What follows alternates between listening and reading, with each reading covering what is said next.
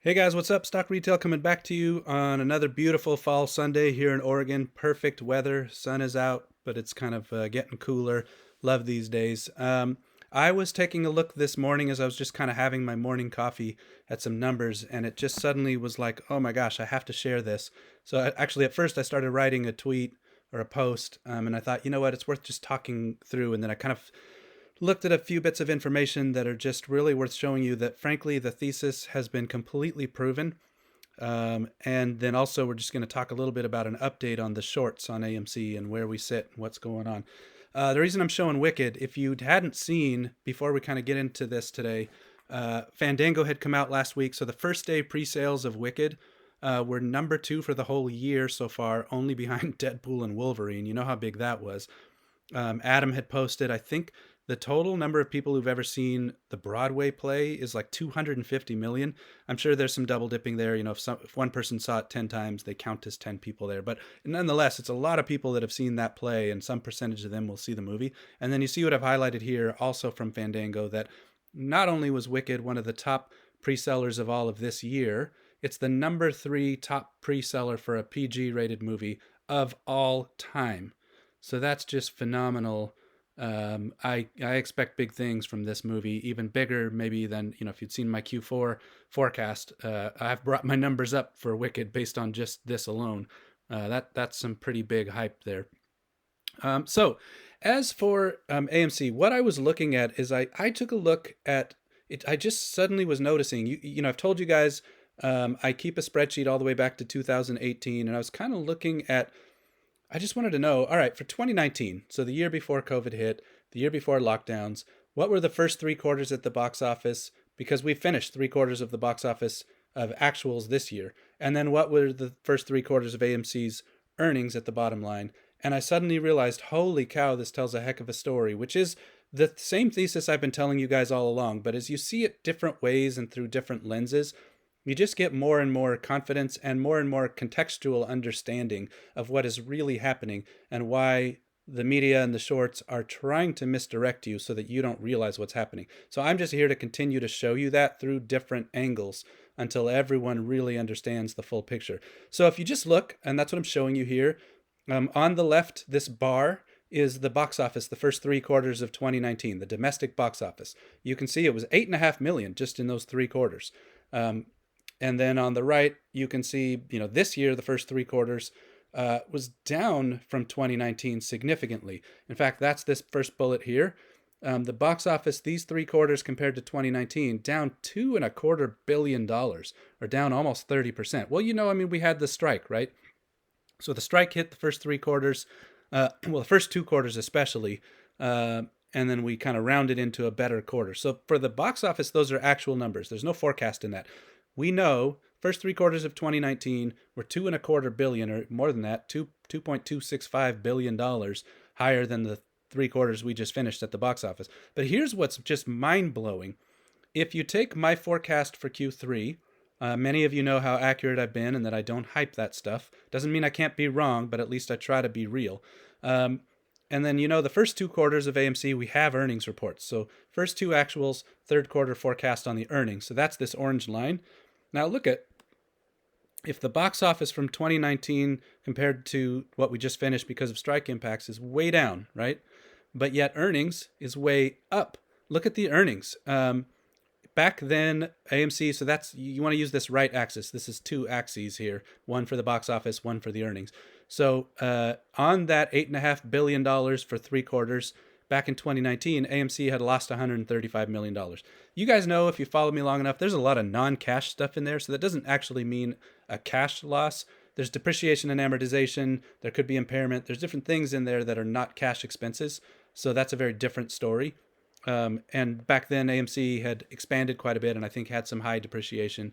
But nonetheless, negative earnings of 135. And I expect, based on what I forecast for Q3, again, using actuals at the box office, that AMC's first three quarters at a minus 114 this year. So an improvement, you can just see here, of $21 million, or almost 250%. Just really think about what that means. If the box office is down 30% in the same three quarters as 5 years ago, but AMC's bottom line is up 250% in those same 3 quarters versus 5 years ago.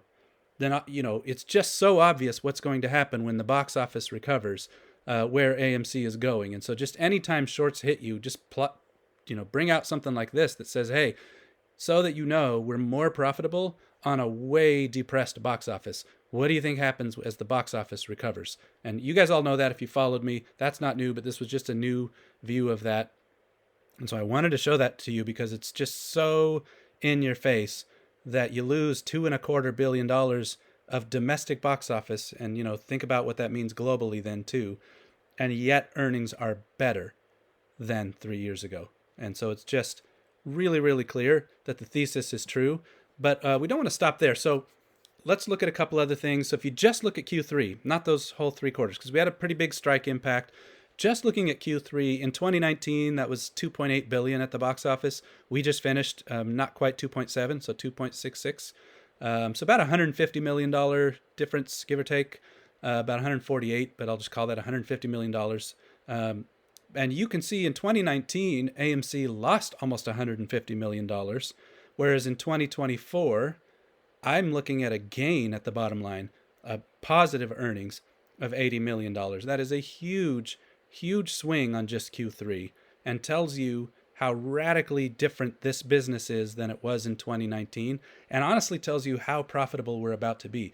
If this isn't yet a fully recovered box office, and I do see next year in Q2 and Q3 in particular, I think I've said on this channel on my last video, maybe even as high as 2.9 billion in one or both of those.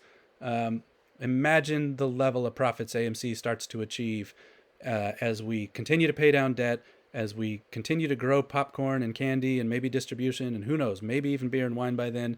And as the box office is growing, that AMC is going to be making some pretty radical profits.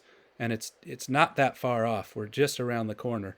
And then you just think about, the Q4 update that I gave you, where in terms of cash, we're probably positive. I can't promise that. And now it's looking like maybe the quarter's even better than I told you just a few days ago. I think things are really shaping up. And you just continue to tell yourself, if breaking the shorts comes by being profitable, look at how much more profitable we are than just a few years ago. But let's not stop there. So what about the shorts? I was noticing some comments on recent videos that this happens all the time. There's a mix of, some of you probably just want to be given some, I don't know, injection of conviction. So you might ask like, oh, are the shorts still around?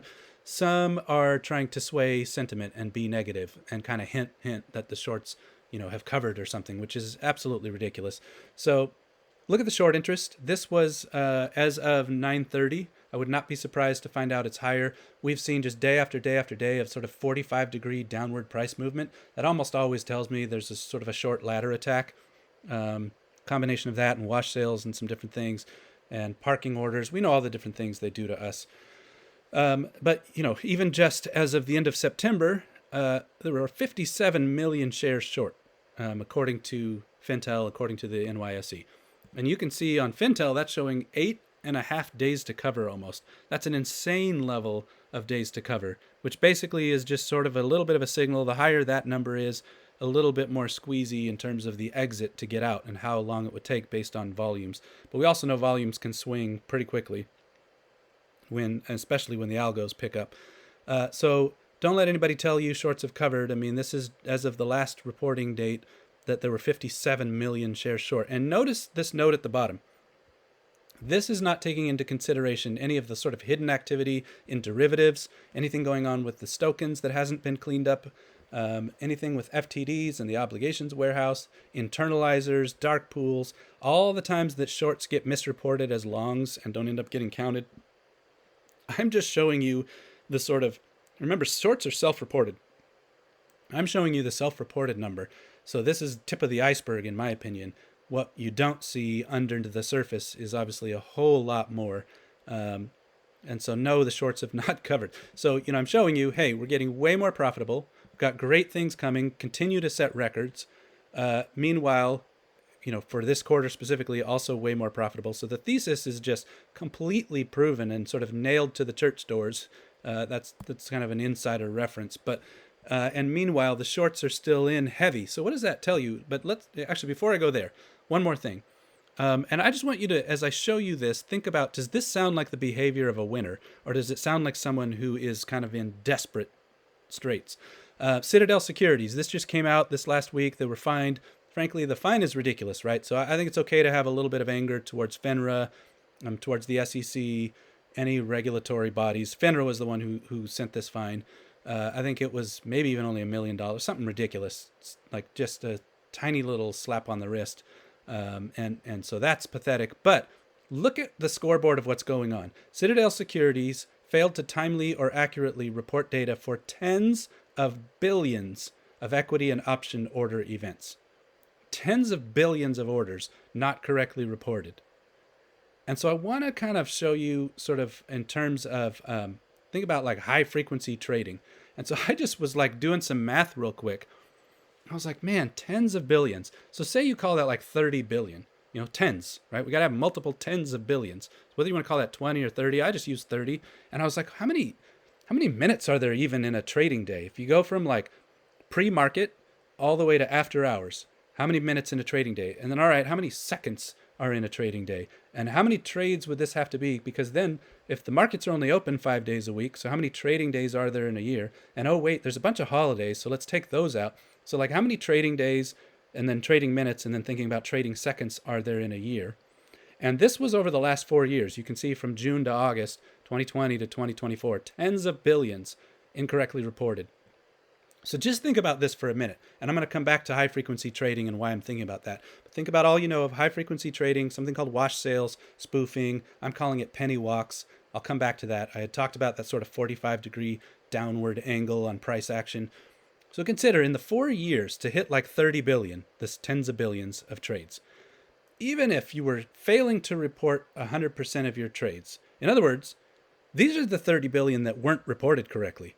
This is not actually all their trades. So I should actually probably use a bigger number if you think about how many trades have they really had. So if Citadel traded every second of every market day, like I just said, pre-market, after hours, regular trading day, they'd have to trade like 333 times a minute every single trading day, every single minute for the last 4 years, or 555 times a second for every minute of every hour of every market day. Actually, yeah.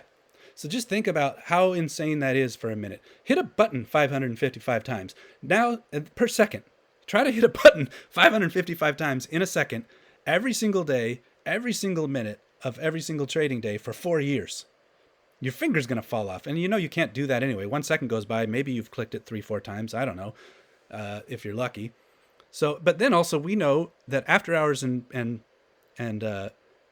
pre-market are pretty quiet, right? There's often not that many trades. So really, I'm thinking those numbers are almost like twice as high during market hours. So Citadel probably trades, and this again is not even all their orders. This is the tens of billions that didn't get reported right. 66,666 times a minute, or 1,111 times a second, every single day for 4 years. Start asking what's going on over there, right? And what have your regulators let go on over there?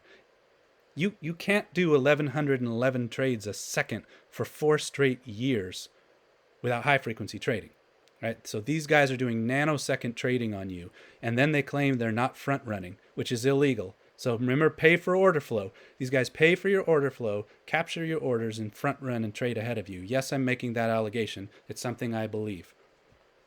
And that's why I'm saying think about wash sales and spoofing and penny walks. Go back and look at a couple of videos I have about manipulation and HFT. There's one I think called something about can the manipulator move the trader out of the market. There's all kinds of academic research. Even the SEC has publicly come out and talked about this in the past. And so I show the receipts on all of that and how they're manipulating price through all of these trades. And now I want to pause for an aside here, because I had said on Twitter a day or two ago, I'm seeing a lot of people try to use Citadel sort of and treat them like they're omnipotent, all powerful. And that, we can never beat them. And that's that negative sentiment that people try to spread. And some will even cloak it in positivity, like, oh, retail, you're so awesome, you do such great TD, but we'll never beat Citadel. You know what? Baloney, I'm never talking like that. We're absolutely beating them. Does this sound like the behavior of a winner? That they're having to create all kinds of fraud and manipulation. It's a Ponzi scheme. They're running from their own problems by adding new problems. Then they have to run from those problems by adding new problems. They're just digging a grave and sort of adding dynamite to a ticking time bomb. We're going to beat them. So don't let yourself kind of start talking in defeatism and, oh man, they're so powerful, we'll never beat them. That's a bunch of baloney. That's why I point you to the profits that we're making. And so if you just think about our situation, here's the thesis, right? So first off, AMC is more profitable now than before 2020. Far more. Go back to that, like replay this video. We're way, way, way more profitable. So not only, I mean, you short a business that is not profitable. We're not only, profitable, we're like crazy more than we've ever been. Shorts are stuck. That's why they're piling on. That's why there's those 57 million self-reported. That's why there's the behavior of 1,100 trades a second, 4 straight years, tens of billions of which are not reported correctly. Again, this is only the math on the tens of billions. Think about all of their orders really now. And then they stuff them in dark pools too. And they, park buys and dump sells and all the things we know they do. And they use the over-the-counter trades. You guys think we don't know all this stuff, but we've been paying attention for 4 years. And regulators, I hope you're hearing me too. And by the way, letter agencies, I have some belief that some of you are out there. I hope you're listening to this stuff and understanding that America sees that our markets are captive and you need to break them free. And that's what we're working on, and we're going to beat them. We're doing it, through sort of activism and not leaving. But we need some people who have sort of, I'll call it the cojones, to stand up and put these guys through the justice system with real justice. But shorts are stuck and have piled on as though it was the opposite. So that's a real problem, right? There's a disconnect between AMC's profitability and the behavior of shorts. That disconnect eventually is called a squeeze. There is constant evidence that they're in trouble. Look at the real scoreboard, guys. Stop looking at just price action. Look at how much online hate, distortion, manipulation. Think about all of the financial mainstream media, how many articles they constantly run that are completely disconnected from AMC's profitability. They cannot say anything positive. Think about all the activity of online shorts recently. Boy, we saw an uptick the last couple of weeks. Uptick in some of us getting personal attacks, uptick in that negative sentiment I talked about, uptick in even like big AMC accounts spreading known shorts and shills. Pay attention to that stuff, guys. It matters. I think you need to pay attention to who you're watching. You've seen many, many funds unwinding. It was hilarious to me that I think Anchorage, I got to go back. I had said I'd do a video on the bonds, that lawsuit. I mean to come back to that. I'll try to come back to that. But one of the funds in that lawsuit, I think, was Anchorage. And I don't quote me on that. It could have been Iceberg or somebody like that. But there's a few of those funds who have unwound, both of them, and had to back out of here. Chanos, others, who've gone bankrupt and unwound. That's what's happening to these shorts. That's the scoreboard. And now all this failure to report. So is the thesis there? Check. Are the shorts stuck with us? Check. Is there evidence they're in trouble? Check. So I kind of just have one thing to say to the shorts, and I know you'll understand this. Talk to the left because you're all wrong. And if these are all check, then we will win. Checkmate.